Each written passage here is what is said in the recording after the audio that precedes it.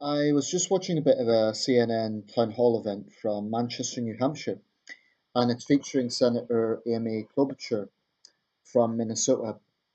Um, I didn't watch all of it. It's ongoing right now, I should say, on CNN, presented by Don Lemon. Um, she is someone who is maybe going to get more on the radar. I mean, there's many Democrats in the fields, like I mentioned in the video address on this, but I think she's one of those people that are going to gradually get more nationwide recognition. Whether she's a viable candidate or not remains to be seen. Based on the answers she gave, it's obviously not for me to say who Americans should vote for, but she sounded quite solid, quite yeah, I don't know. If she pitches to the moderates, then she might be an interesting candidate. But anyway, there was one question that caught my attention because I think it's very interesting. See how Senator Klobuchar responds, and also it's it's about a broader issue. So the question was, in my opinion, the rather nauseating one, but it was interesting. And the question was, how are you going to respond to the anti-feminist attacks that we currently see in discourse? This is not word for word, but it was along these lines. Um, and how are you going to deal with being a woman president when the standards for men are so, or the bar for men is so low and the bar for women is so high? Well, I think the question, let me just say, was pretty sexist in itself. I mean, that sort of sweeping generalization. The question got a lot of claps. I know New Hampshire's a pretty blue state, unless I'm mistaken. Um, But this comes, although I don't like the question, it actually does raise uh, an issue that is on the left, particularly in relation to women candidates, and that is feminism. Here's my take. I don't think that America's first potential woman president, whether it be Amy Klobuchar, whether it be Elizabeth Warren, whether it be none of the candidates this time, whether it's down the road 2024, whenever it will be, at some point America is going to have its first woman president. Now, I'm too young to know what the reaction was in Britain when Margaret Thatcher became our first woman prime minister, but I'd imagine there was a lot of discussion around that and a lot of um, analysis of the fact that she was the first woman prime minister. But an interesting thing about Maggie is, although she certainly was outspoken as a woman, and although she certainly, insisted on not kind of pandering to the stereotype of her gender, I don't think she ever used excessive feminist narrative. And I do think there's a discrepancy between women on the right and women on the left. Now, both sides will say, "Oh, we're better for women. We are, um, this is the sort of pitch."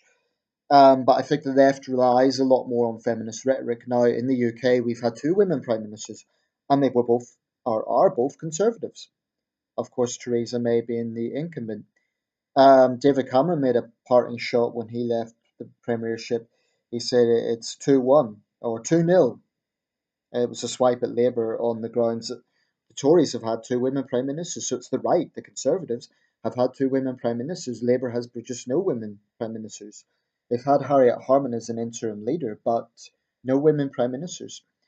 And the point I think Cameron was making is that actually it took a swipe at Harriet Harman's pink bus, or pink, forget what, pink van, I think it was, which was kind of a pitch to get feminist votes in the 2015 election. And I think from what I'm seeing, the Democrats are not really learning the lesson. Now, I'm not saying that an overly feminist narrative is what cost Hillary the election. She did actually get more popular votes than Trump, so more Americans voted for Hillary than they did for Donald Trump. That's a fact. But I think in some of the states in the Midwest, and I made this point before, which the perception seems to be that Hillary took them for granted. Um, those Midwest states are, from what I gather, not their base there is not progressive politics, particularly in industrial states, and not just the Midwest, also further east. I mean, West Virginia, I don't think would be described as a progressive state. It's industrial heartland. It's blue collar workers. That's the sort of state it is. Um, I think any woman candidate, she can't ignore the fact that she can't just totally disregard being a woman candidate. So on some level, she's going to have a feminist pitch. I think it would be unavoidable. But what feminists need to understand is that if a woman candidate is overly, by the way, I saw a bit of Klobuchar's answer, and um, she seemed to address it quite. Well, she laughed. The audience laughed. She seemed to address it quite well, but like I said, I'm going to follow these campaigns closely. I really think that a woman candidate, if she relies too much on militant feminism, all that is going to do is polarize millions of American men. Now, people will say, "Oh, but those men, what do they have a problem with women in power?" That's always a knee-jerk retort whenever militant feminism is questioned. It's not about women being in power. It's about men not wanting to be insulted, frankly.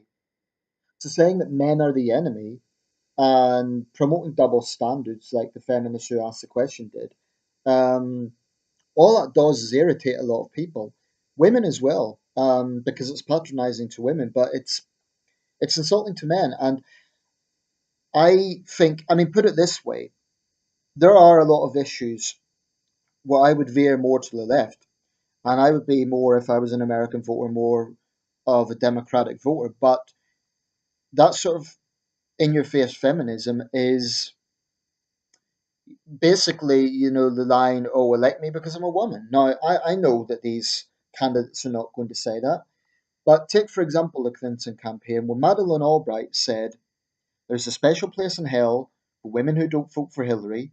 What did the candidate do? Did she distance herself from those comments? Did she denounce them? No, she laughed, which indicated to me that Hillary kind of took it for granted. Now, Hillary had a lot of other qualifications. It wasn't just like she was running as the first woman president. But